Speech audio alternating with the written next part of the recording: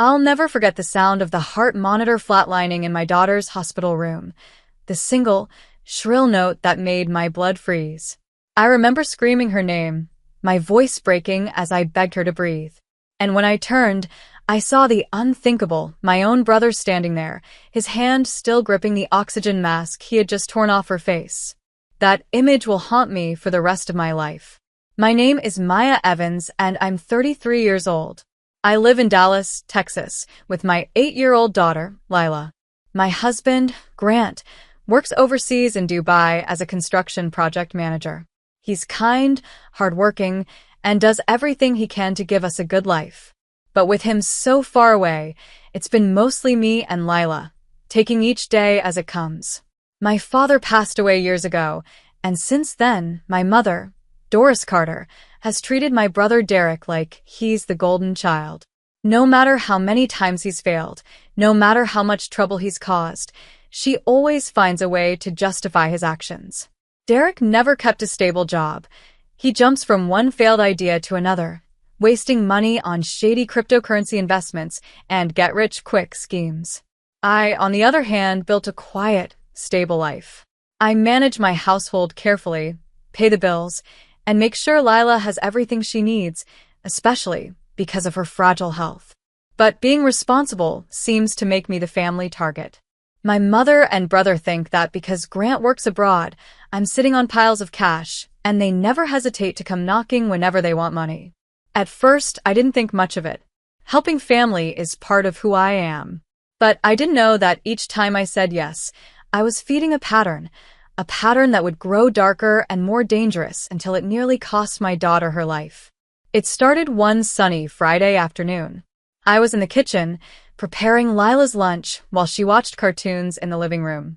The doorbell rang, and when I opened the door, there he was, my brother Derek, standing on my porch with a sheepish grin and his phone clutched in his hand. "Maya, hey," he said, rubbing the back of his neck. "You got a minute? I kinda need a small favor." I already knew what that meant. Derek never came by just to talk. "How much this time?" I asked with a tired smile. He laughed awkwardly. "Not much. Just a couple hundred. My crypto account got temporarily frozen. Stupid platform issue. I'll pay you right back next week." Before I could answer, my mother's voice echoed from behind him. Doris had come along, her purse hanging from her shoulder, her expression full of quiet authority. "Maya," she said, stepping forward. "Your brother's having a hard time. It's just $200. You can help him, can't you? You're doing well. Grant's job pays enough for you to manage." I looked at her, and then at Derek. It wasn't about the money, it was about the manipulation that always came wrapped in guilt.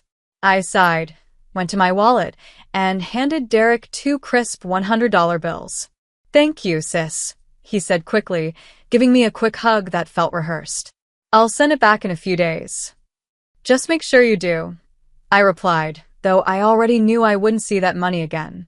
As he left, my mother gave me a satisfied smile. "See? It's good to help family. That's what your father always wanted." I wanted to tell her that Dad had also wanted Derek to stand on his own 2 feet, but I stayed quiet. I turned back to Lila, who was peeking around the corner with curious eyes. "Everything okay, Mommy?" she asked. "Everything's fine, sweetheart," I said, forcing a smile. But deep down, a small knot of unease began forming in my stomach, a feeling that told me this wasn't the last time Derek would show up at my door. 2 weeks later, I was folding laundry when I heard a knock at the door, sharp, hurried, and impatient. The sound immediately made my stomach tighten. When I opened the door, Derek was there again, this time looking disheveled and agitated. "Maya, I really need your help," he blurted out before I could even say hello. "My landlord's threatening to throw me out. I'm short on rent, and if I don't pay by tonight, I'll be sleeping in my car." I hesitated. "Derek, you said you'd pay me back last time." "I never saw that money." He waved his hand dismissively. "It's just a misunderstanding, Maya. I had to use it to cover something else, but I'll pay you soon. I promise." Before I could respond, my phone buzzed. It was Mom calling. I put her on speaker. "Maya," Doris's voice came through, calm yet insistent. I just talked to Derek. He's in trouble again. Please help him. He's your brother. I bit my lip. Mom, I can't keep doing this. Grant's money is for bills and Lila's treatment. Maya, don't exaggerate. Lila's fine, she said, her tone dismissive. You've always had enough.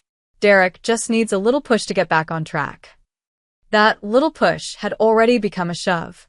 But against my better judgment, and maybe out of the lingering guilt my mother had planted since childhood, I opened my purse and handed Derek $700.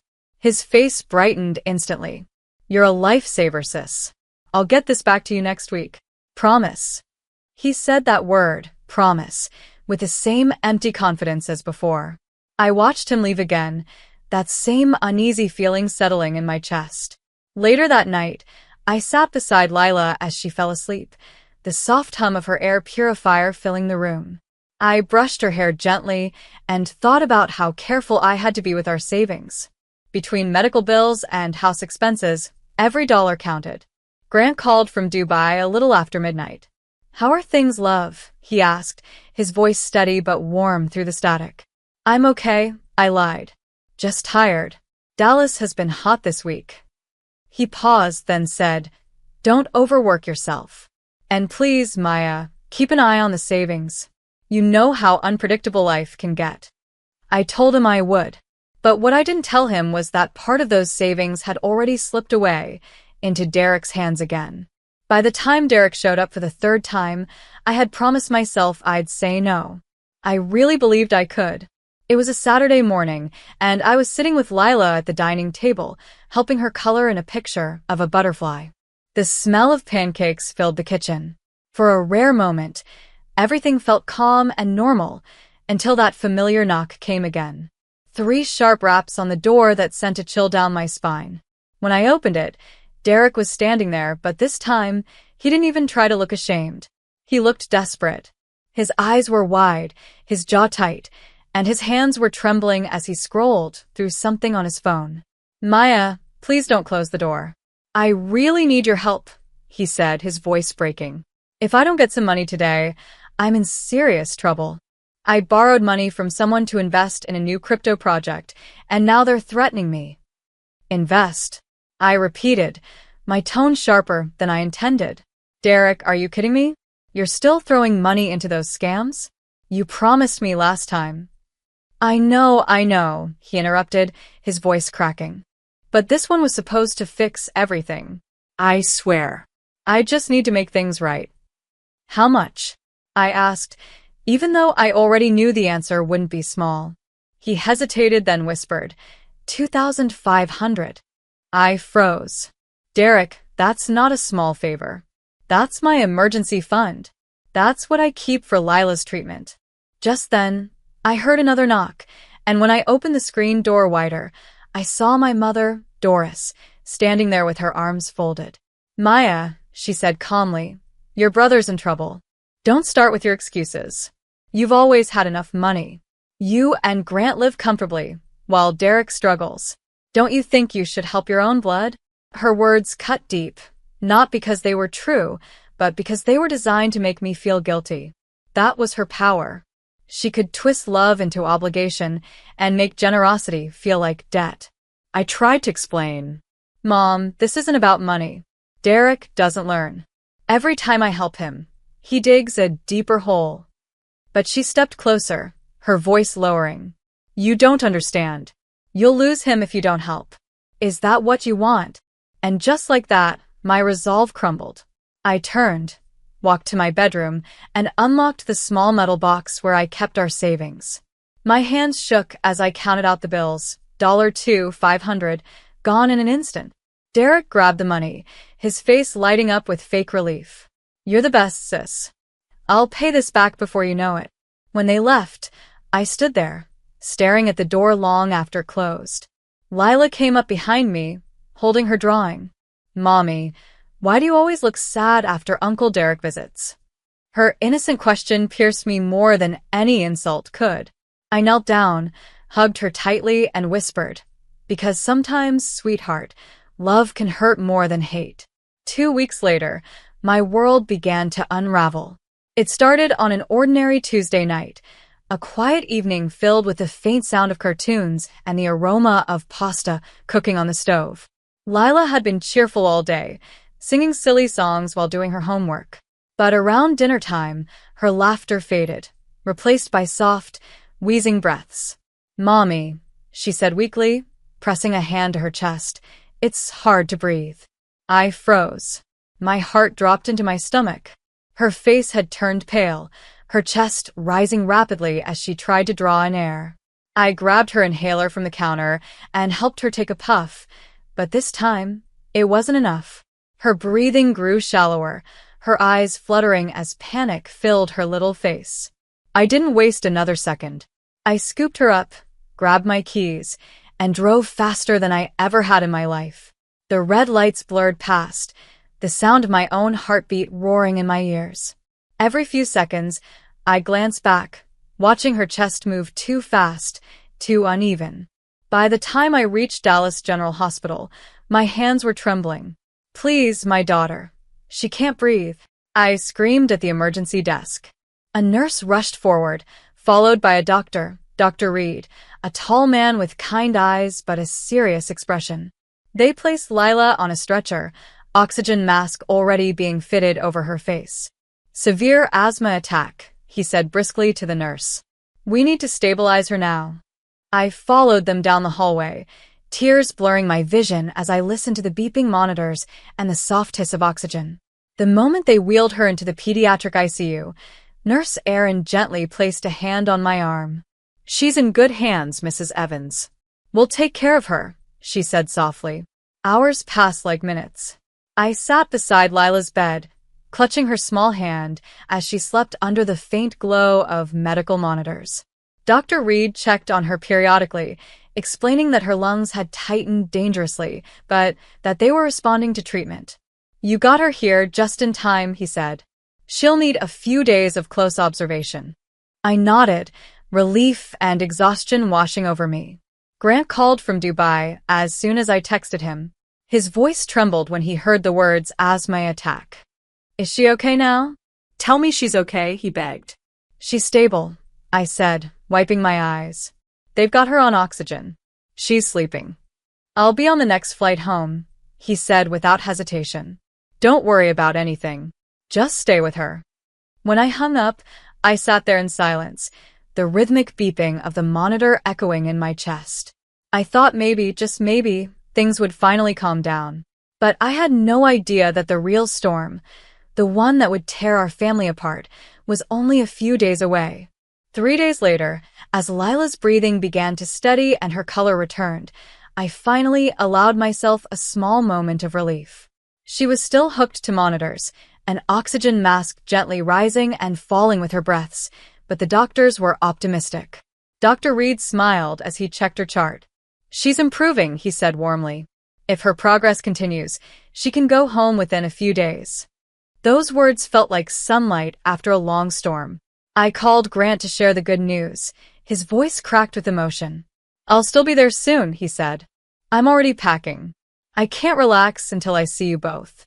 I spent that morning sitting beside Lila's bed, stroking her hair, whispering stories about the park and her favorite ice cream. Everything felt fragile but hopeful until, just after lunch, I heard voices in the hallway. Harsh, familiar voices. "Maya." My mother's tone was sharp, impatient. When I turned, Doris and Derek were standing at the door of the hospital room.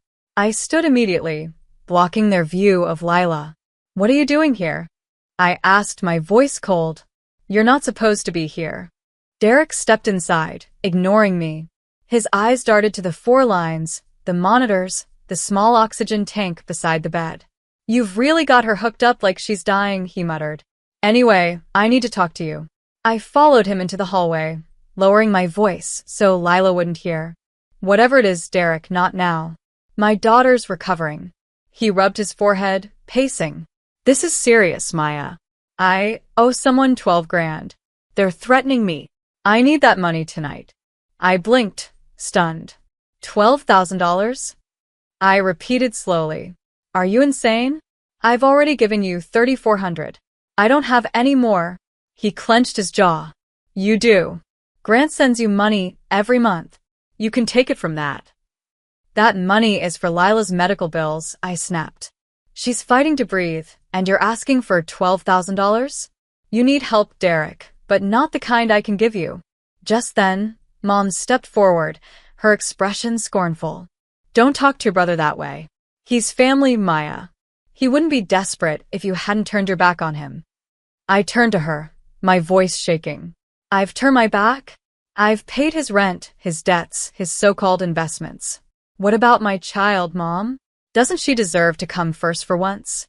Doris glared at me like I'd committed a crime. You've become heartless. Money has made you cruel. That was the moment something inside me snapped. No, Mom, I said, my voice breaking. You made me strong because you never protected me, and I won't let either of you hurt my daughter. But Derek's face twisted with rage.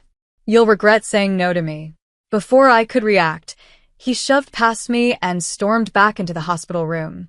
I ran after him just as he reached Lila's bedside. His hand shot out, and in one swift, horrifying motion, he ripped the oxygen mask off her face. Lila gasped, choking for air, her tiny chest heaving. Mommy, she wheezed, clutching at the sheets. Stop, I screamed, lunging toward him. But Derek spun around, his face red with fury, and before I could reach Lila, he grabbed the heavy blood pressure monitor from the counter and swung it straight at my head. The blow exploded in a flash of pain. I stumbled backward, my knees hitting the floor. Lila's cries blended with the shrill alarm of the monitor. Nurses rushed in, Aaron leading them, shouting, "Security! Now!"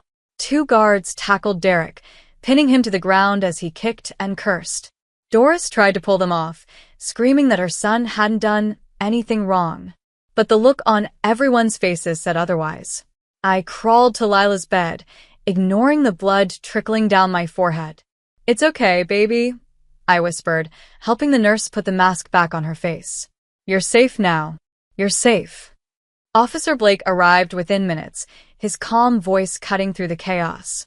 He took one look at Derek restrained on the floor, at me bleeding beside the bed, and at the trembling child still gasping for air, and his expression hardened. Put him in cuffs, he ordered, and get her to the ER for treatment. As they led Derek away, Doris shouted, You'll regret this, Maya. You turned your family into enemies. But as the paramedics helped me onto a stretcher beside my daughter, I looked at her pale face and whispered, No, Mom. You did that yourself. The hospital corridors buzzed with chaos as the police and paramedics moved swiftly. I lay on a gurney beside Lila's bed, clutching her hand, while Officer Blake and another officer questioned the nurses. Nurse Aaron explained everything clearly.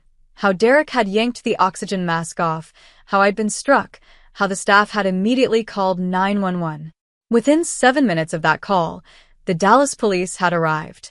It was fast. Faster than I ever expected, but by then, everything inside me felt like it had already stopped. Officer Blake knelt beside me as the paramedics cleaned the gash on my forehead. His voice was calm but firm. Mrs. Evans, I need you to confirm. The man who attacked you is your brother? Yes, I whispered, my voice trembling. Derek Carter. He's my younger brother. And your mother? He asked, glancing toward the waiting area where Doris stood, her arms crossed, defiant even now. She was here too, I said quietly. She supported what he did. She told me to give him the money. She said I deserved this for refusing. He nodded grimly, jotting notes in a small pad. Understood. Both of them are being detained. You'll have full opportunity to give your statement once you've received medical care. As he spoke, 2 officers escorted Derek through the hallway, his hands cuffed behind his back. His face twisted in anger as he shouted, You ruined my life, Maya. You'll regret this. I didn't answer. I just looked at him one last time, at the boy I used to protect when we were kids, now a man who had tried to destroy the only thing I loved most. Doris tried to follow the officers, yelling after them. He didn't mean it. My son needs help, not jail. But Officer Blake stopped her. Ma'am, step aside. You're being taken in for questioning as well. You're listed as complicit in coercion and attempted endangerment. The shock on her face was almost satisfying, though it broke something in me too. She looked at me one last time, not with regret, but with hatred, before two female officers led her away. When the chaos finally began to settle, Dr. Reed came back to check on Lila. Her vitals are stabilizing again, he said softly. The oxygen's working. She's a strong girl. I turned my head toward my daughter. Her tiny face was pale, but her chest rose and fell evenly beneath the clear mask. I brushed her hair away from her forehead, whispering, "You're safe, baby. Mommy's right here." By then, my phone buzzed, a text from Grant. "Boarding the Emirates flight now. I'll land in Dallas in about 18 hours. Hold on, Maya. I'm coming." Reading that message made my eyes fill with tears. For the first time that day, I let myself cry freely. Later, at the police station, I gave my full statement. The officers recorded everything: the financial exploitation, the threats, the attack. They collected hospital footage and took photos of my injuries. Nurse Erin and Dr. Reed provided written witness reports. By the time I returned to the hospital that night, Dallas County Jail already had Derek and Doris in custody. When I finally sat by Lila's bed again, she opened her eyes faintly and whispered, "Mommy, are they gone?" "Yes, sweetheart," I said, squeezing her hand gently. "They can never hurt you again." And for the first time in years, I meant every word. By the time Grant's flight landed in Dallas, the sun was rising over the city. 18 hours had felt like an eternity. When he rushed into the hospital room, still wearing his travel jacket, his eyes went straight to the bandage on my forehead, and then to Lila's small figure sleeping peacefully, her oxygen mask now replaced by a simple breathing tube. "Maya," he breathed, pulling me into his arms. For a moment, the dam inside me broke. I cried against his chest, all the fear, anger, and exhaustion pouring out. He didn't ask what happened, not yet. He just held me. When I finally told him everything, the money, the manipulation, the attack, he didn't speak for a long time. His jaw clenched, his eyes burning with quiet fury. "We'll make sure they pay for this," he said finally. "No one hurts our family," and walks away. Within days, the Dallas District Attorney's Office opened a criminal case against Derek Carter and Doris Carter. The charges were serious: aggravated assault, child endangerment, and financial exploitation. The hospital's CCTV footage, combined with eyewitness statements from Nurse Erin, Dr. Reed, and the security staff, made the case airtight. The first hearing took place just a week later.